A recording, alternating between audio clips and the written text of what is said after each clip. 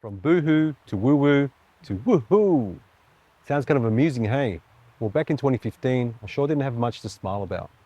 At 40 years old, it was the most hopeless and disillusioned period I experienced up to date. Immersed in a home renovation that destroyed me while being in a relationship that was failing by the day. In retrospect, I had fallen into a deep hole, one based on survival and of self-denial, of struggle, toil, caught up in doing and not being. I was not in a good place. I felt as though my soul was yearning for reprieve. In that painful, contracted state, I fell to my knees, looking up towards the skies, complete surrender, crying out, I'm done. I can't live this way any longer. Either you help me or I'm out. I mean it. Boo-hoo. It was soon after that a book was brought to my attention, The Power of Now by Eckhart Tolle. I'm sure you've heard of it. I read this book daily and then was obsessed by it. It very quickly propelled me into a world of meditation, self-observation, awareness, and understanding the nature of thought. In one part of the book, Eckhart described the feeling into the subtle energy in the body, the focus being on the fingertips. I would make this a daily practice. Primarily, I didn't feel anything, but I persisted. On one particular day, as I placed my awareness firmly on the fingertips, strangely enough, I felt a tingling sensation. I curiously placed all my attention on the hand, which proceeded to ignite, and consequently the whole body lit up. It felt like a matchstick being thrown into a pool of accelerant. There was an intense vibration and a humming sound like a generator being fired up. This was followed by a still silent voice from within saying, Welcome home, my love. I've been yearning for your return. And so began the initiation into the world of woo-woo. From here on, lots of extraordinary phenomena would arise. To name a few, feeling electrified during meditations, observing thunderous type lightning in my vision, colors appearing to take on extreme level of vividness, feeling deep states of peace and bliss, being dropped into states of no self like a blob of amorphous awareness, experiencing no gender, identity, or a defined boundary, not recognizing myself in the mirror, also a deep feeling of interconnectedness with everything.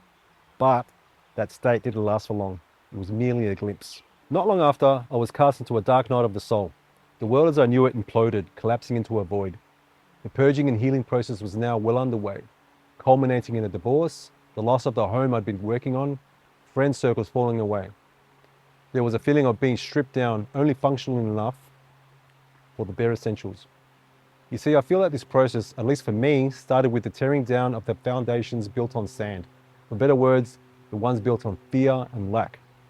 The stripping away left me with a deep sense of empathy for the human condition. It placed me into true humility. At one point, I felt a huge surge of energy up the spine, which pierced the heart, activating this area, buzzing and whirling, pulsating with a new elixir. With the activation of the redemptive energy, Shakti, this journey has been all about a guided reconstruction and remembrance process, one that's resurrected me from within. Expanded perspectives have allowed for insight into my conditioned nature, including placing me into situations to face fear, to also fully embody self-expression, opening to love, speaking from the heart, to communicate, setting boundaries, and to trust my inner guide implicitly. Most importantly, to be very mindful of how I speak of myself, to no longer condition the I am, to be still and know that I am the creator. A fresh, fully embodied, authentic way of being is woohoo. As the internal state shifts, the external moves to mirror that being, and freedom ensues. The character played all along has given way to a co-created authorship. I'm not here to say it's easy, but one must trust the process. I highly recommend handing over the keys. So from that primordial cry to the skies to some being out there, which I was conditioned to believe in, has shifted in knowing that that was me all along. That I had played a game of hide and seek with myself for far too long. Thanks for your time. I look forward to hearing from you.